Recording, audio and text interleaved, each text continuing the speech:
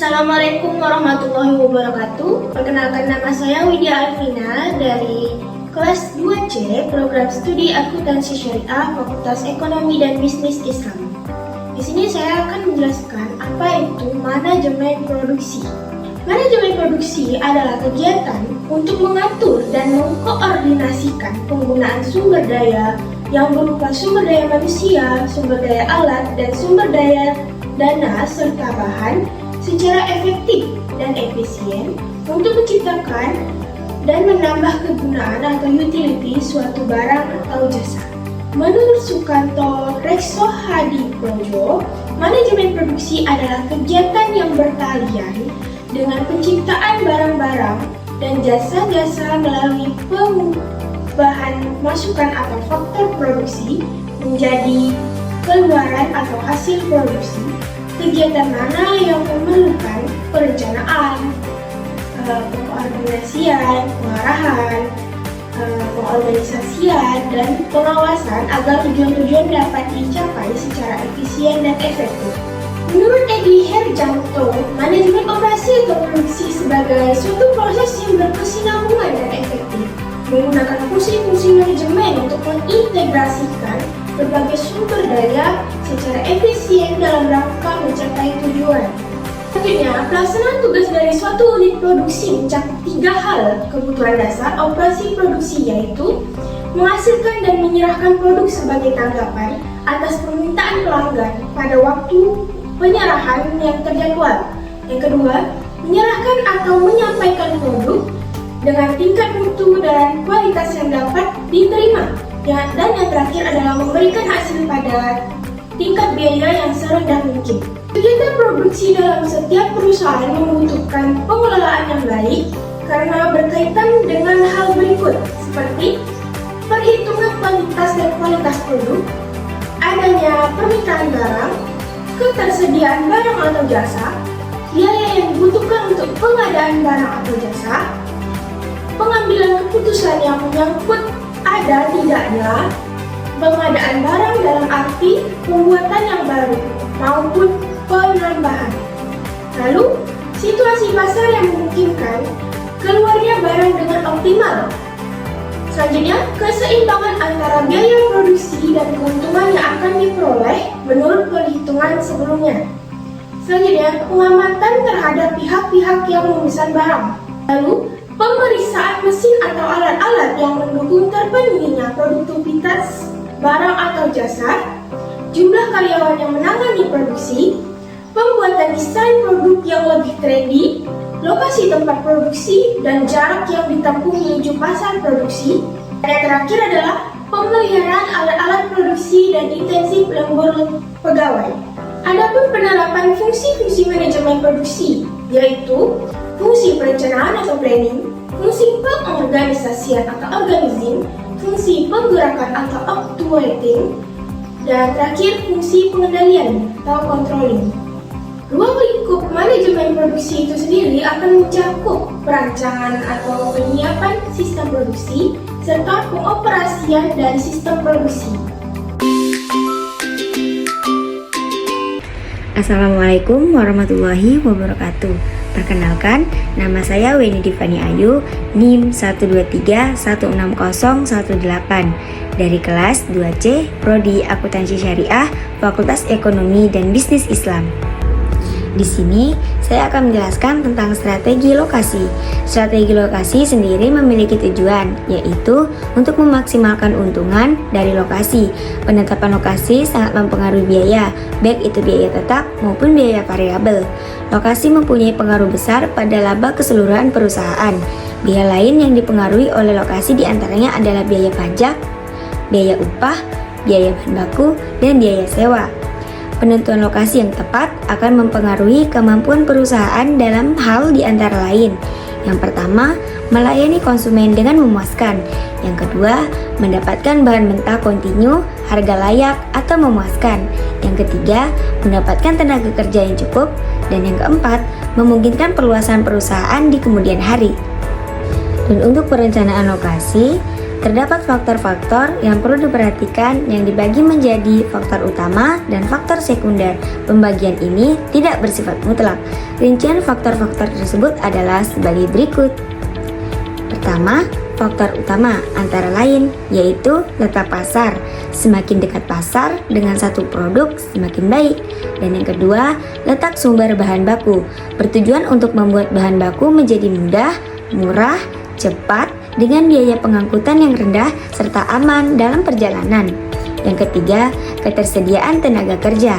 Mencakup tingkat kecakapan, kecukupan kuantitas, tinggi rendahnya upah. Yang keempat, ketersediaan tenaga listrik diperlukan untuk menjalankan mesin-mesin, tenaga pemanas ataupun pendingin, dan juga untuk penerang. Yang kelima, ketersediaan air.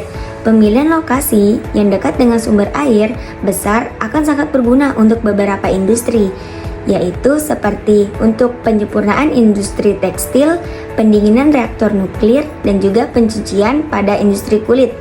Dan yang keenam, fasilitas pengangkutan. Fasilitas pengangkutan ada 4 jenis, antara lain yang pertama kereta api, yang kedua angkutan jalan raya, yang ketiga angkutan air, dan yang keempat angkutan udara. Dan menurut faktor sekunder antara lain yang pertama ada fasilitas perumahan, pendidikan, perbelanjaan, dan juga telekomunikasi. Yang kedua, buat pelayanan kesehatan, keamanan, dan pencegahan kebakaran. Yang ketiga, ada peraturan pemerintah setempat. Yang keempat, ada sikap masyarakat. Dan yang kelima, biaya dari tanah dan bangunan. Yang keenam, peraturan lingkungan hidup. Yang ketujuh, tempat parkir. Yang kedelapan, saluran pembuangan. 9, kemungkinan perluasan. 10, karakteristik tanah. Dan yang ke-11, lebar jalan. Adapun metode penilaian lokasi. Untuk melakukan penilaian lokasi, terdapat beberapa metode yang dapat dilakukan, antara lain 1. Pemeringkatan faktor. 2. Analisis ideal. 3. Analisis ekonomi. 4. Analisis volume dan biaya. 5. Pendekatan pusat graviti. Dan yang keenam, metode transportasi. Untuk pemeringkatan faktor adalah suatu pendekatan yang berguna untuk mengevaluasi dan membandingkan berbagai alternatif. Metode ini memberikan suatu landasan rasional dan menganalisis dengan memberikan bobot terhadap faktor yang dipertimbangkan. Selain itu, faktor kuantitatif juga faktor kualitatif, faktor kualitatif dan juga faktor kuantitatif dengan pendekatan nilai tertimbang. Untuk analisis ideal, perbedaan metode ini dengan pemeringkatan faktor adalah bobot yang diberikan menunjukkan nilai ideal dari setiap faktor. Dan untuk analisis ekonomi, metode ini menggunakan pendekatan kuantitatif dan kualitatif secara bersama untuk mendapatkan penilaian yang lebih lengkap. Untuk analisis volume dan biaya, merupakan analisis untuk membuat perbandingan ekonomi terhadap alternatif-alternatif lokasi. Dapat juga disebut dengan analisa. Impas dilakukan dengan mengidentifikasi biaya tetap dan biaya variabel, serta diplot dalam grafik untuk setiap lokasi, sehingga dapat ditentukan alternatif mana yang memiliki total biaya yang paling rendah. Analisis ini dapat dilakukan secara grafik maupun matematis. Pendekatan grafik mempunyai keuntungan dengan memberikan gambaran kisaran jumlah dari setiap lokasi yang dipilih. Dan terakhir, ada pendekatan pusat graviti. Untuk ini, sering digunakan untuk memilih lokasi yang dapat meminimalkan jarak atau biaya menuju fasilitas-fasilitas yang sudah ada. Misalkan, digunakan untuk perusahaan untuk memilih sebuah lokasi untuk gudang ataupun pusat distribusi sebagai tempat untuk memasok barang kepada beberapa agen di suatu daerah tertentu. Pendekatan ini dimulai dengan membuat suatu peta berskala dari tempat ke tempat yang akan dituju dengan memiliki suatu sembarang sebagai pusat koordinat. Selanjutnya adalah tata letak. Tata letak dapat diartikan sebagai bagian dari desain seperti sketsa bangunan yang digambar oleh seorang arsitek, kemudian menjadi rincian blueprint yang akan dikerjakan oleh pekerja konstruksi. Adapun tujuan-tujuan dari tata letak yaitu untuk meminimalisir biaya material handling dengan mengurangi jarak perpindahan barang dan material. Lalu terdapat ruang gerak untuk pemeliharaan dan perbaikan mesin dan peralatan lainnya. Selanjutnya, menerapkan keselamatan dan kesehatan kerja untuk keselamatan dan keamanan pekerja. Lalu, menciptakan dan menghasilkan produk yang sesuai standar, melakukan pengawasan dan mengontrol para pekerja dan material atau barang dalam melakukan pekerjaan, meminimalisir biaya produksi melalui efisiensi penggunaan tenaga kerja, mengoptimalkan dalam menggunakan peralatan dan fasilitas dalam kegiatan operasi. Apabila terdapat ruangan yang kosong dapat digunakan untuk meminimalisir penggunaan ruangan dan gedung. Selanjutnya yang terakhir, perubahan kebutuhan dan perilaku konsumen membuat perubahan pada desain produk untuk mendukung fleksibilitas. Terdapat 6 prinsip yang digunakan dalam penyusunan tata letak, yaitu Principle of Overall Integration, selanjutnya Principle of Minimum Distance Movement, 3. Principle of Workflow, lalu Principle of Maximum Space Utilization, selanjutnya Principle of Satisfaction and Safety, dan yang terakhir Principle of Flexibility. Oke, yang terakhir adalah jenis-jenis dari tata letak. Tata letak dibagi menjadi 8. Yang pertama, tata letak berdasar produk. Yang kedua, tata letak berdasar proses. Yang ketiga, tata letak posisi tetap. Yang keempat, tata letak grup teknologi. Yang kelima, tata letak kantor. Keenam, tata letak retail.